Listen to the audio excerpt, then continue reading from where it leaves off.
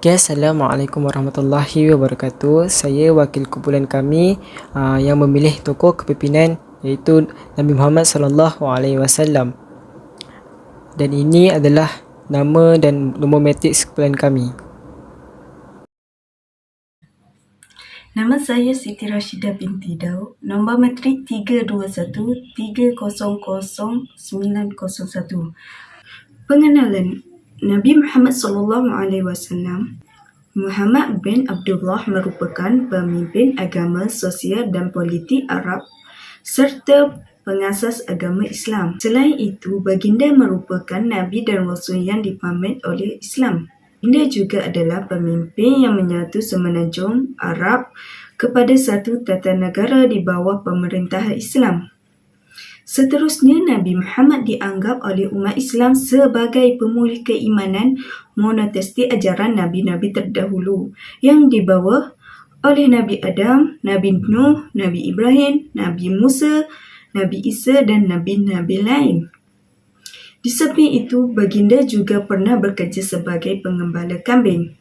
Selain itu, baginda mula berdakwah secara terbuka kepada penduduk Mekah dengan menyatakan Tuhan itu Esa dan hendaklah kamu menyerah diri sepenuhnya kepada Allah Subhanahu wa taala.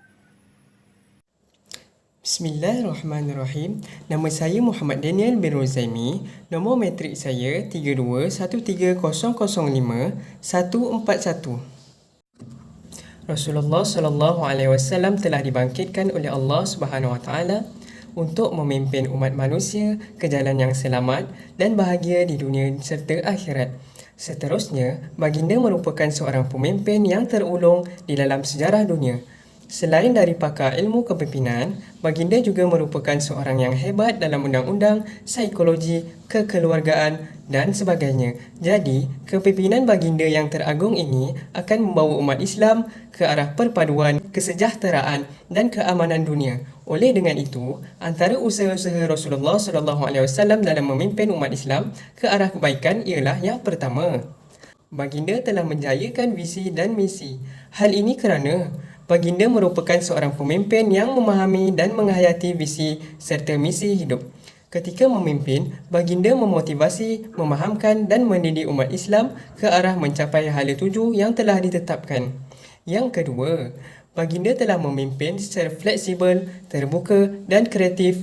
Hal ini menyebabkan baginda mempunyai keterampilan dan daya kepimpinan yang fleksibel serta tidak berfikiran sempit. Yang ketiga, sebagai seorang pemimpin yang berwibawa, baginda telah mengamalkan prinsip diplomasi dalam pemerintahan. Antara contoh amalan prinsip beliau adalah berpersonaliti menarik, iman yang teguh dan memiliki keberanian yang luar biasa. Dengan sifat itu, kepimpinan baginda berkesan, dihormati dan dikasihi. Dan yang keempat, baginda telah memimpin melalui teladan.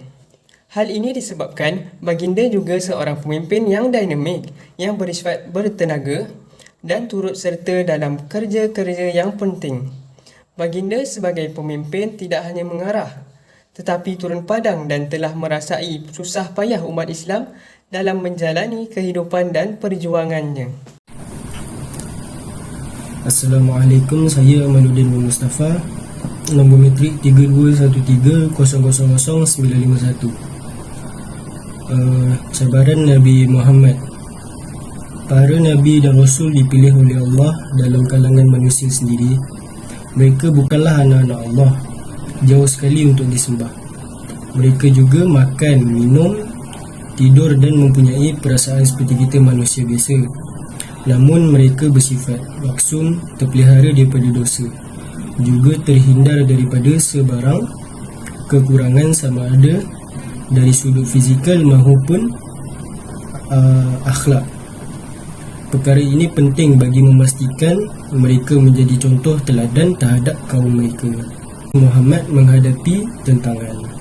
Baginda Nabi Muhammad SAW adalah Nabi dan Rasul yang menerima ujian paling berat dalam usaha dakwah.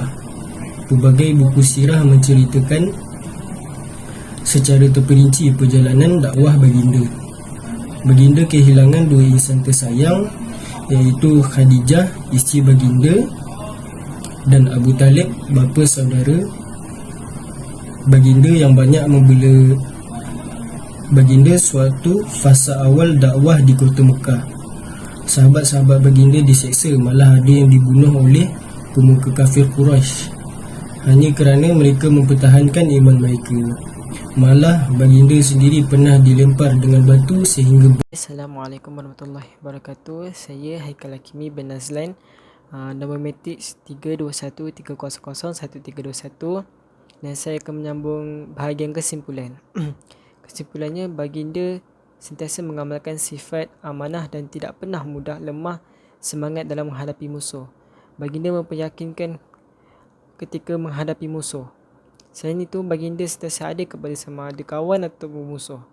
Contohnya, baginda membahagikan harta rampasan perang secara adil kepada semua sahabat yang menyertai peperangan dan tidak melakukan pencerobohan terhadap musuh yang sudah lari dari medan perang atau kaum-kaum yang lemah, dan baginda menunjukkan akhlak yang baik dengan penuh perasaan kemanusiaan, seperti pernah memulangkan harta benda musuh yang ditawan. Kaedah ini menarik minat musuh untuk memeluk agama Islam, sebagaimana Rasulullah SAW ialah seorang pemimpin perang yang cekap dan berpengetahuan luas dalam bidang taktik dan strategi. Dalam contohnya, perang Badar, baginda menggunakan sistem soft. Dalam perang Kondak, menggunakan sistem pertahanan parit, serta teknik mengepung dalam perang Taif. Baginda juga berjaya merangka taktik dan strategi ketenteraan yang membawa kejayaan kepada pasukan tentera Islam dan memperkenalkan etika peperangan dalam Islam. Jadinya kita untuk menjadi pemimpin yang bertauladan haruslah bersikap seperti mana yang Nabi Muhammad SAW mengajarkan kita, sifat-sifat yang menguatkan dalam diri kita sebagai seorang pemimpin.